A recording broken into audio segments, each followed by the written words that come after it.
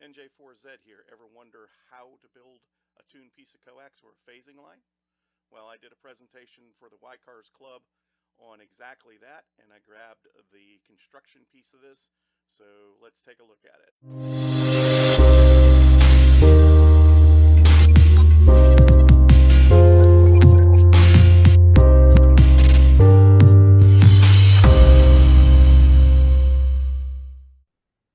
So, how do you build a tuned piece of coax?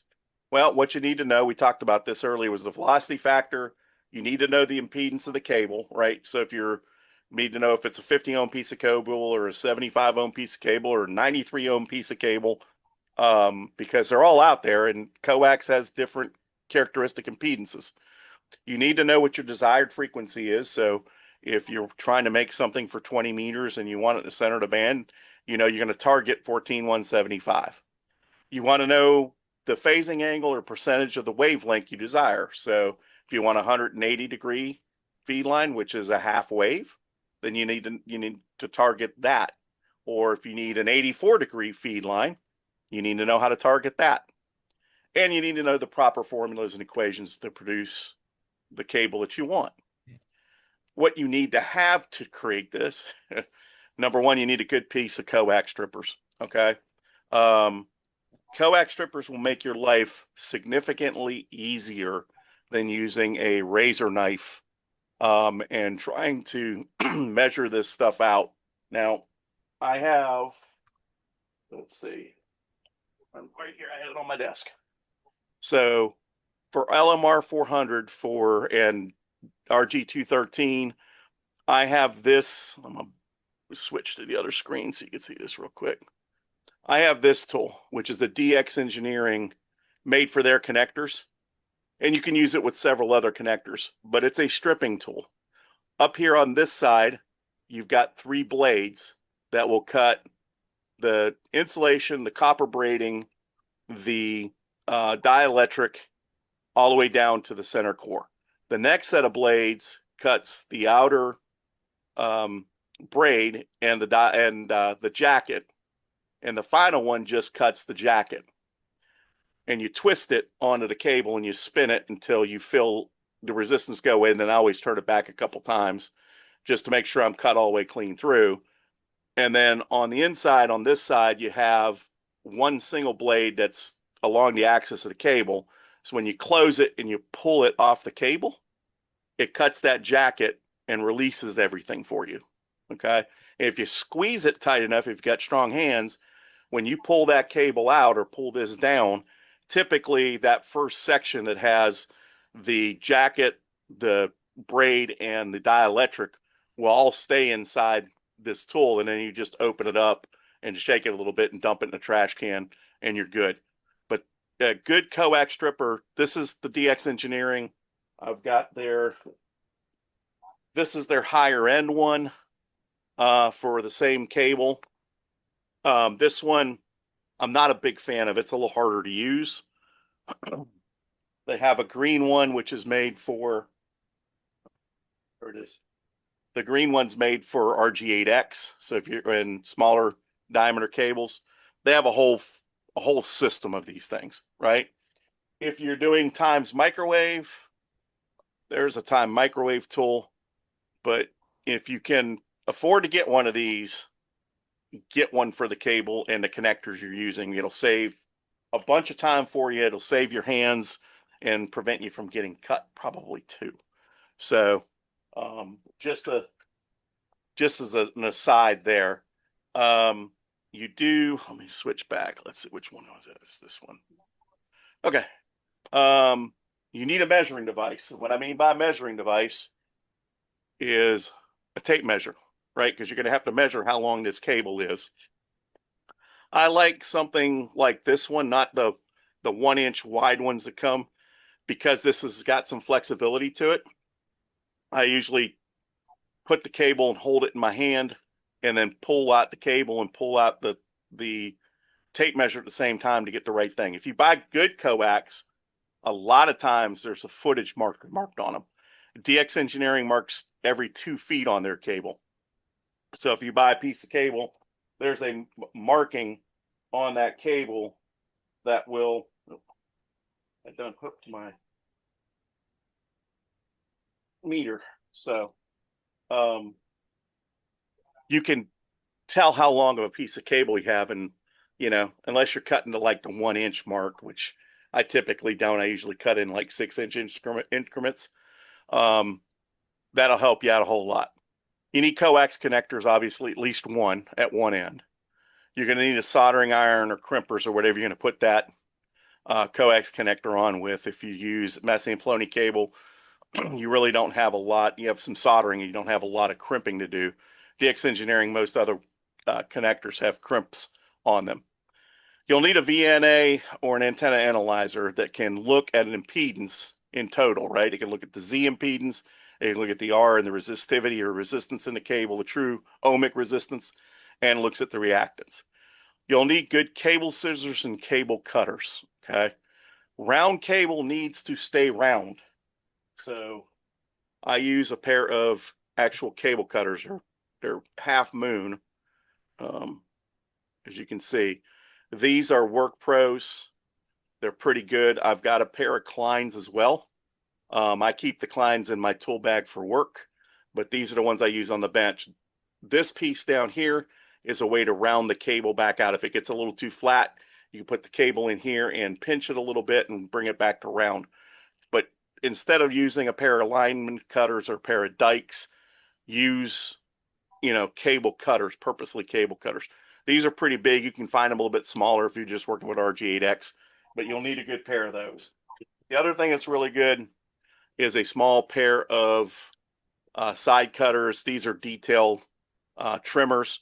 They're good for catching those little pieces of the braid that are stubborn and don't cut real easy, but you can clean up your coax pretty easy with that. You can also use it to round off your dielectric if you need to. If you get a little meat hook or something on the dielectric, you can clean it up with that. I don't like to do that. I'd like, I try to keep it where I'm not in a situation where I'm having to deal with that. Those tools that I used earlier typically keep everything nice and clean. You can, like we talked about earlier, this is a Rig Expert. This is their newest one. This is the match unit. It's really good. Now you don't have to have one that's, as tricked out as this. The AA zooms all work really well. Even the old MFJs, if you have one of those styles, the old 259s, they'll show you the Z, the X, and the Y, and you can use those. Okay. And a nano VNA, even a spectrum analyzer, any of those will do the work for you. Spectrum analyzer, you're looking at the frequency and where it drops and peaks. And nano VNA similar. This actually gives you a mathematical form of the impedance. I like it a little bit better, but you can use any of those tools. Okay.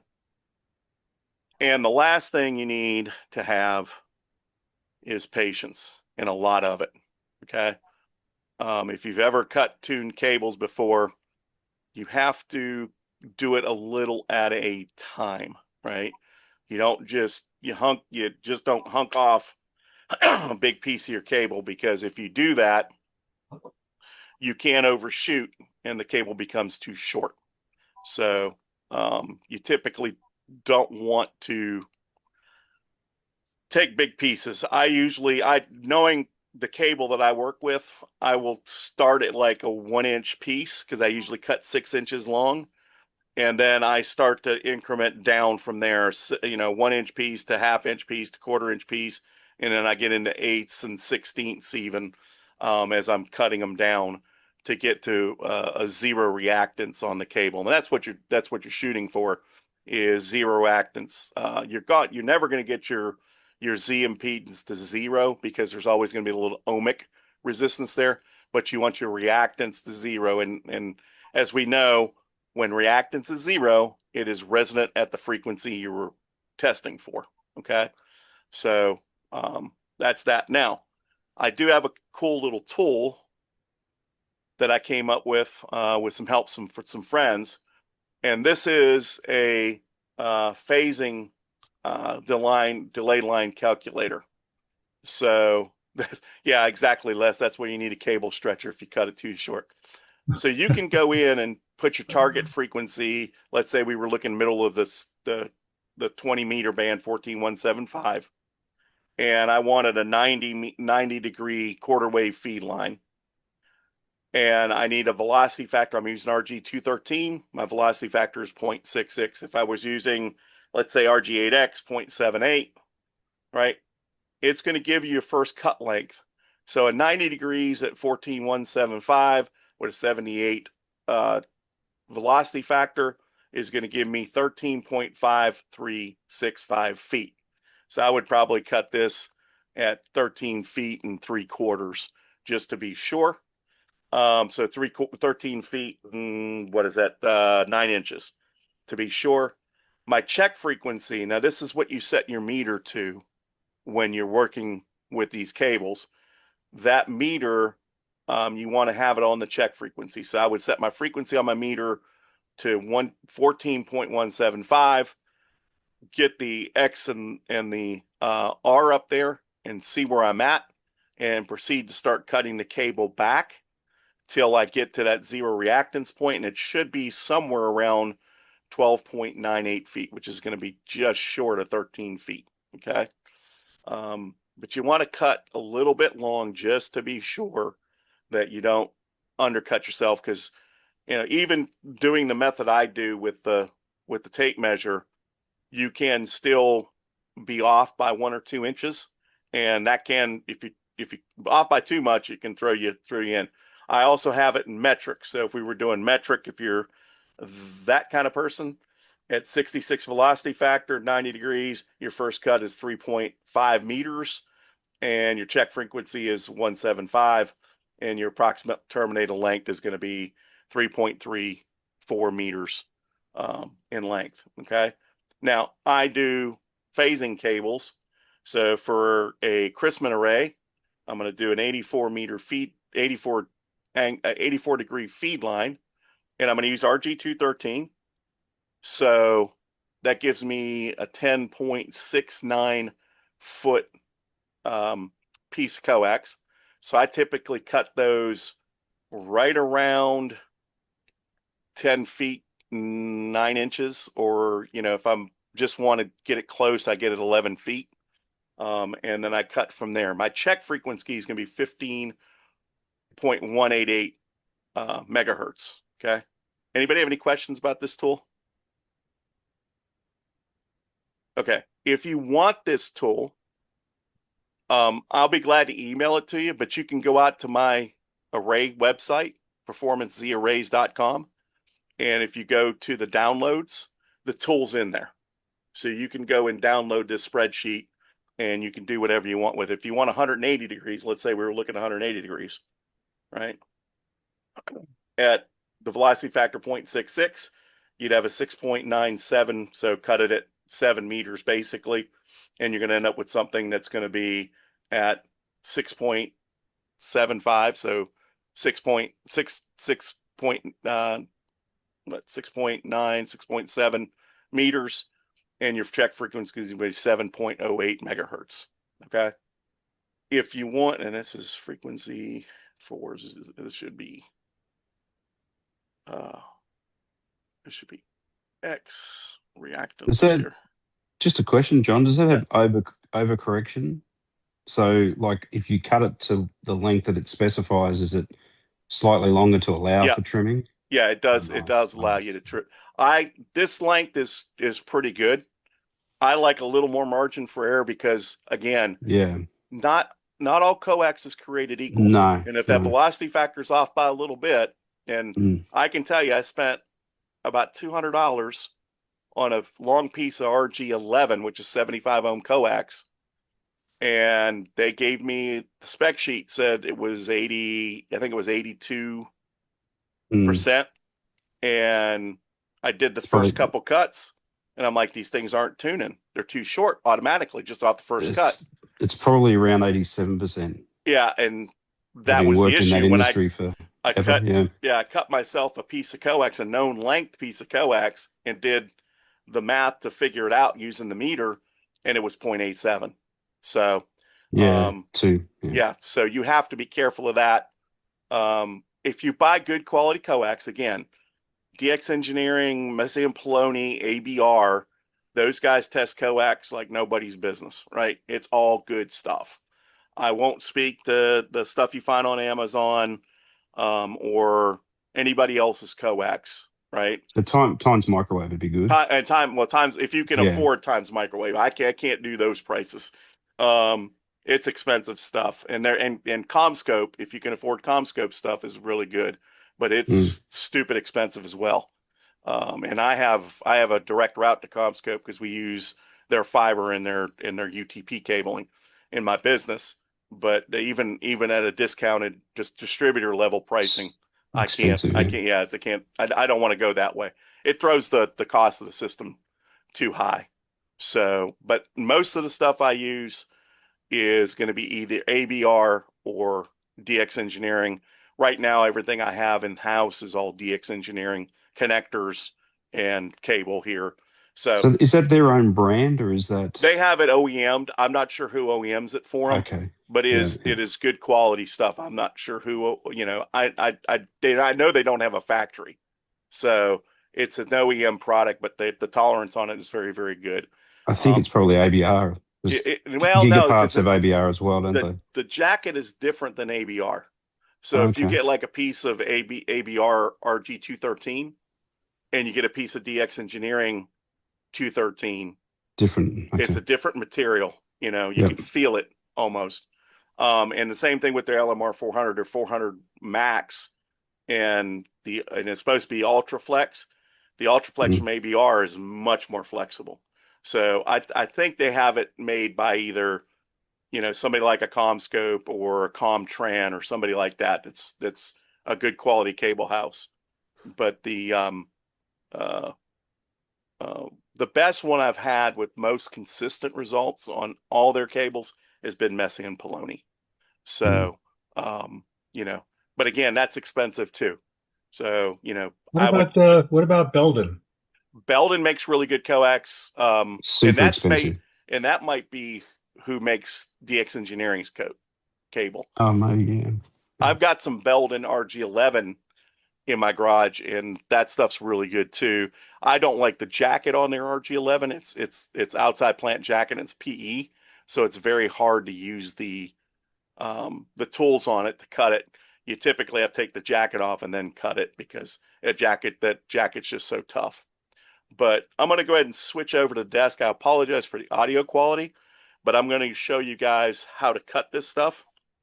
So I think this is the right button. Yeah, there we go. Okay. So what I did is I cut a piece of, can you guys hear me? Yeah, it's kind of low. Yeah, and I apologize. It's just the mic position. I was trying to get my lapel mic to work and it wasn't working real well. So this is a cut piece, 11-foot piece of DX Engineering 213U. Okay. I've already terminated one end of it. And I will tell you guys, if you're going to do this stuff, mark it, right? I have it marked, as you can see, 84 degrees and 114.175 on the jacket. Okay. I also will use a labeler, and these rhinos and some of the brothers will print on shrink tube. So you can put a piece of shrink tube on this and label it for what it is. All my stuff comes with shrink tube labels on it. I didn't do this piece tonight because I wanted you, if you don't have a labeler, know to label these things, right? Whether you do a wraparound with tape and label it or you write directly on the jacket, so you know what you have, because it could, if you have a box of random coax and you want a specific cable, a quarter wave or whatever, if you don't know what it is in that box, then you got to get the measurement out and start looking at it. Okay. So what we're going to do, and we'll see how this works. This thing was being a little finicky earlier. So, all right. Can you see the meter in the, okay. So frequency, I'm going to do an 84-degree feed line. So my frequency is 15,188. pick that up so you can see it a little better. 15,188 on the meter. Okay. And I'm going to set that as an okay. And I'm going to go to my RX chart here. And I'm going to go okay. And I'm going to come into this and hopefully it reacts right. Yep. Okay. So you can see that blue line and the yellow line going across. I'll pick it up here in a second. So the blue line that you see is your reactance. The yellow line is your ohmic impedance for that cable. And it's centered directly on 15,188. Okay. So I can see button again. So let's see what at 15,188, I have 0.6 ohms of ohmic resistance, and I have 9.4 ohms of reactance, and it's positive. So I'm going to take a little bit off the cable. So I'm going to take this and I'm going to go ahead and cut just about a half an inch off this cable. And it's long, so I know I'm okay doing that. And I'm going to go ahead and hit the button again and let it scan through. And now my impedance reactance is 8.9. So we went from 9.2 to 8.9. So I know I have more room. So I'm going to go ahead and take a bigger piece this time. Like I said, I cut this thing about 6 inches long. So I'm going to take about an inch off. And we'll go ahead and hit it again.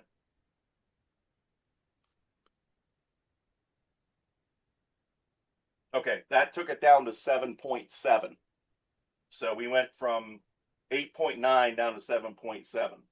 So we got a little bit of ways to go. I know it's kind of boring watching me cut coax, but again, it's about patience. Okay, that made a pretty big move there. Looking at John, just a question, could you cable TDR that? Yes, you Get could. exact, yeah, Yeah, to get it, like if you like I'm saying, if you're building, once you've done your first, take a TDR measurement, and then you could just do a batch. Right, exactly. And watch it, yeah. Yep, so you're at 6.6 now. So we're taking about 1.5 ohms each time we cut it of reactance out of the system. Cut it again. Let's see where we're at now. Okay, that's another pretty good move there. Okay, we're at 5.2 now. I had a question. Yes, sir. It looks like you have a connector adapter on the VNA. On the Rig Expert, yeah, it comes with an end connector. Yeah, you accounting for the length of the adapter? Yes, I've got that zeroed out. Okay. So, yeah, I should have said that earlier. So now we're down to 4. And there's a neat tool on this thing, which I'll show you once I get it close here. Yeah, now it's getting real close. 2.9. We're going to start cutting a little bit smaller now. It's the only thing of trying to do this with one hand. And the reason for 15 decimal 1, what was it, 188? 188. Is That's that mid band or? yeah. So No, that yeah. is the frequency where 84 degrees at 14,175 is 90 degrees. I'm with you. Okay. Yep. Make sense? Yep. Okay. It's just a math trick that makes it easier to do this stuff. For sure. 1.4, so we're getting close now. We'll cut these things down just a little bit smaller. I don't like to cut when that meter's running.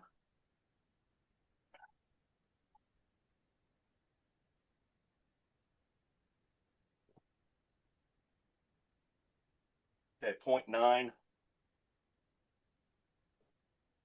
I know kind of how much I need to take, but I don't want to take it just in case. That should be about 4.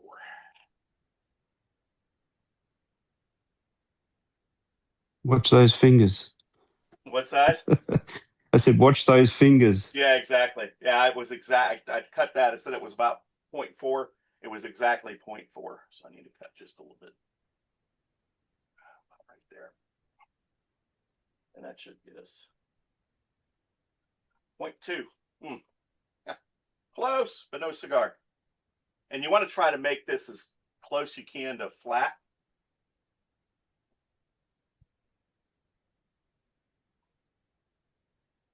And I think we got it there. Right. Okay. So I'm going to stop this. And you can see that blue line is right on the 0. This thing is 0.0. So it is perfect match to that frequency. Now, this has a neat tool. It's got a stub tuner. So if I leave it at 15.188, which is 84 degrees, it is an equivalent of 90 degrees, or 84 degrees at 14.175. I can hit this and hit OK, and it takes a second, but it'll give me an approximation of where this is at frequency to the stub.